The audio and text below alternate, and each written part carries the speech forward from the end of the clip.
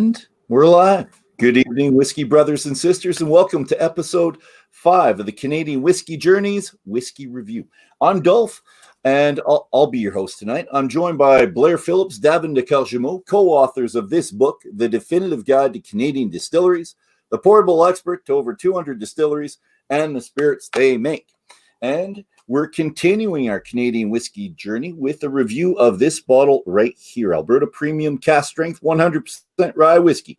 It's the first edition, and you can tell by the percentage right there. First edition's that, second edition 66.0. And Davin and Blair, I've got to say, you two gentlemen must have the inside track to this distillery, because I tried 3 summers, not so much last summer, to cajole my way into this distillery to no avail. So nothing. I couldn't get a thing from them. But that's okay. I don't feel too bad about it. But reading your article, and here's from there. So CanadianDistilleries.com, here's the article itself. We get the sense how important ADL, Alberta Distilleries Limited, is in distillation of rye here in Canada and the States. And I'm just going to throw up a little quote for you guys to have you respond to, if that's all right. Here's your quote. There we go. So that's not it. What are we doing? Give me this one. The late distilling guru David Pickerel often said that ADL makes the best rye whiskey in the world, and who are we to doubt him? And David Pickerel, most notably from Maker's Mark, and most recently from Whistle Pig. And in your article, which was kind of cool, you had an Easter egg, and here's the Easter egg. The intensity of its flavors would make a pig whistle. So a little bit of an ode to him there, and I liked seeing that. It was kind of cool. So I'm going to ask one of you gentlemen, if you could, because you have the inside track like we talked, give us a little bit of information about the distillery, and maybe talk about how they use 100% rye and no barley for the enzymes in the fermenting process, or talk about the oak that they use for these barrels, which is different from most others. If we could. Okay, I'll go since Blair didn't start. This is a distillery that was built specifically to distill rye. It was built as a job creation or development project in Calgary by two very wealthy Calgarians who wanted to provide income for local farmers. At that time, the farmers' fields came right up to the edge of where the distillery is now. That's cool. And since that part of the country, the best grain to grow is rye because it's dry, and they can't grow much wheat or barley or other grains right in that vicinity. They started a rye distillery, and they developed a process of growing their own enzymes. So it's kind of like koji, the way they do it in Asia. And they grow enzymes. It looks like buttermilk growing in these little wee fermenters. They add that to the rye mash. Now rye, is a very difficult grain to ferment, but with these natural enzymes, broad spectrum, it can break up even the outer shell of the skin of the rye, and so they get a pretty good production there. It's a fabulous distillery. It really is. Blair says it's 75 years old this year, so it's relatively speaking a new distillery, but it's going strong. They provide. And you talk about that in the article too. The 75 years old, hoping for another special edition coming out. And if you want to know more about it, go to CanadianDistilleries.com to see all that information. There's tons. Or get the book. Do one of the two. Do both. Doesn't matter. Blair and Davin, before you two, as you two delve into this, I'm just going to throw down a little bit of information. Right here, it's a beautiful bottle. The bottom of it looks like an old-fashioned whiskey glass, like a rocks glass. It's heavy. I like the design. 750 mils.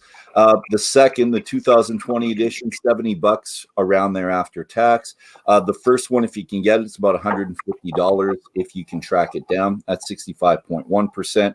Available both Canada States, 100%. In the article, you also say that they reduce the ABV before they put it in the virgin charred white oak. Yeah. And I want to ask this question before we start tasting as well. Do you think they lose the 10% to Angel Share like Eau Claire does because it's really arid there? Did they talk about that at any point in time? What they told me was that the dry climate does evaporate the water in the barrel quicker than the alcohol. Yeah. Yeah, I don't know. I agree with you on this bottle being a really heavy duty bottle. I think they need to have this kind of heavy duty bottle because the flavors of this bottle would just blow it to sky high if it didn't have that kind of support. Yeah. I agree. It's fantastic. I like it. And you know what? Sometimes I like an ode to an old bottle, to an old style, and that is. Although I don't drink out of rocks glasses like this too often, unless usually, I don't want to say it, but it's usually bourbon on the rocks in the summer that I have the big glasses like this. But that's what it feels like. Almost the same weight as the amount of bourbon I have as well. Yeah. It's good. These are beautiful bottles, in my opinion. Yeah. People say they're outdated, and I say that people just have no concept. This is classic. Yes. That's the word. Let's go for that. Yeah. Let's do that. Gentlemen, what do we think of the nose? At cast strength, it's very peppery and really spicy. And I poured some off on just with some water and ice just to see if that would take the edge off a little bit. And you start to get a little bit more of those cereal notes. And I find some maple sugar start coming out and the dark fruits come out. But it is a beast, isn't it? It is. I get leather though, and I didn't see that in your notes, so I'm wondering if anyone else gets the leather kind of component to it. Because it's a little bit, and I'm talking with water as well. I have to put a little bit of water to try to get a little bit more of the aromatics out. I'm getting kind of leathery. I don't know if that's a spice I'm misrepresenting or not. Might be power of suggestion, but now that you've said it, I can taste it as well. Well, thank you. I'm glad I have that influence on the great Davin de Kergommeaux. Thank you. I do. I smell leather, but maybe it's just my idea of a good hefty rye sitting on a big leathery couch. I don't know. It's good. Something we don't really talk about is like this whiskey. We're talking all about the spices and all those accents and notes. But the wood is it sort of just melts right into it. You're not getting a blast of wood. You're just getting like this, almost like a perfect amount of seasoning within the whiskey. And gentlemen, 3 years in oak, did they say anything different? 3 years? I'm asking. How many years? I've never heard of them putting whiskey in oak for 3 years, except maybe Windsor. Okay. Yeah, for Windsor maybe, but not them. Okay. Yeah, they didn't talk about age, but I would assume also that it's quite a bit more than that. Okay.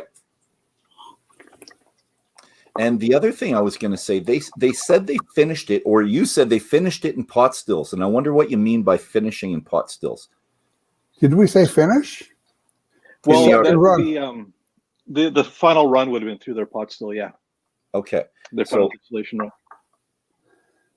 They use a beer still, which is a short column, so they don't necessarily strip all the congeners out of the spirit. And then they take from there, they can either from that point send it to a column still, or they can send it to the pot still. And of course, you get an entirely different whiskey depending on which still it goes through. Yeah. So according to George, this was sent to the pot still. It's probably the ugliest pot still you have ever seen in your life, because it's lying on its side. Okay. And health and safety people have insisted that it be completely wrapped in insulation so you can go and lean against it and not get burned. So you go in there and there's this thing, it looks like a bunch of tinfoil, a great big tinfoil barrel lying on the. Yeah. That's the pot still. It's a big pot still, mind you. Okay. And, massive. Yeah. And it really does shape the spirit quite beautifully. Well, I think if you're going to touch it on a tour, you deserve to get burnt just that one little time. I don't know. I've been burned by a still and it hurts. Careful, you're all hurting yourself. Yeah. Okay. What type of sweetness are you getting as well? And I have a hard time between caramel and butterscotch. I really can't tell the difference. So do you get either one? Because there is sweetness, but it's not honey sweetness. It's like Yeah, to me, it's more caramelly. Okay. Fruity sweetness as well. I get the ripe red fruits, but that's only on the palate. I get the fruitiness too. I get the fruitiness as well. On the nose? Okay. It's when I drink and the exhale afterwards, that's where I get the red fruit. And for me, it's like raspberries or something like that. All right, delving in. Spicy. I don't want to say clove. I can't think of the spice. Maybe I'm going to water it down a little bit more. I don't taste any cloves in this at all. Trying to figure out the spice I'm getting. And, well, we usually say pepper with the rye, but it's not really a pepper to me. It's not a white pepper or dark pepper. It's not just the heat. There's a spice I'm not nailing right now. Yeah, no, it's tough. Have you tasted Dillon's rye or Stock and Barrel rye? Because they're more lemony than spicy. Yeah, they're more citrusy. Yeah, I agree. Yeah. This is not like that at all. And I was going to say cinnamon, but that's not really it either. Not clove, not cinnamon. Maybe a allspice type thing. That's kind of... I get the feel of cinnamon.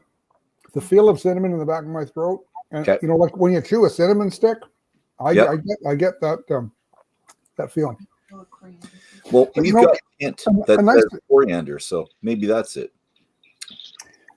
I think the whiskey is so beautifully integrated that kind of pulling out the little pieces is a mistake. It's pretty hard, because in a lot of these congeners that we're tasting, they can point in different directions depending on what other congeners are with them. So I think they've done a really beautiful job in marrying this. Of course, they're using mostly barrels that are the same, but I'm going to throw something else out there. I don't know if you'll like it. But the sourness on it, so the red fruits with water. I put quite a bit more water. So probably about 10 drops or something like that in this little guy. With the water, the sweetness tastes kind of a brown sugary, but with the fruits, it's like a bubble gum. I get kind of a bubble gummy flavor with that, with it being really watered down. The pink bubble gum? I don't get that. Nope. Okay. I kind of laughed You to get say that, 10. No, not really. But he said he watered it down with 10 drops. I'm thinking like you could water this down with 10 gallons and still taste some great whiskey. You could, but I do love my cask strength, and I try not to hurt it too much. It feels like I'm assaulting it sometimes, and I try not. Oh yeah. Okay, but it did change the flavor right away for me. So the water did change, but it picked up the fruit and the sweetness. But what we're not talking about here is there's some woody notes, like kind of not bitter, but almost bitter tannic notes in this as well. Okay. Which I'm sure assume would come from using brand new wood. Yeah. Yeah, and I'm not going to figure out the spice. I'm just going to give up on it because that's not working. But my sweetness went from caramel to kind of a bubblegummy, sugary sweetness or brown sugar sweetness. That's where I'm getting. Smells good. Sounds good. It sounds good to me. And the spice, brown sugar goes well with cinnamon and nutmeg and allspice. Whatever spice it is, it's working really well for me. I'm getting little bits of cinnamon now. And there's something herbal there. If you breathe out through your nose. Yeah, the herbalness. I agree with that. And also, you rated this. This was your whiskey of the year last year, was it not? The 61 point. Yeah. I can't remember. I think it was the distillery of the decade and won a gold medal. That one. Yeah. And before anyone else gave this a gold medal, you had it up there for the gold medal. So we're going to call you the original. You're the trailblazers, guys. We're not in competition with other people who rate whiskey. And since we have 10 judges who do it blind, I think our scores are fairly solid. All right. Yeah. Good. Although I'm okay with a bit of competition. I know you don't want to say that. but I think it's good. Gentlemen, it's been fantastic. It's been great. And I want to say thank you to you. Thank you to everyone else out there, because that's our time. We're already done. 15 minutes goes really fast with you, gentlemen. I got to tell you. So thank you very much. And cheers to you all, and cheers to everyone out there. And hopefully we see you again next Tuesday, one and all. Cheers.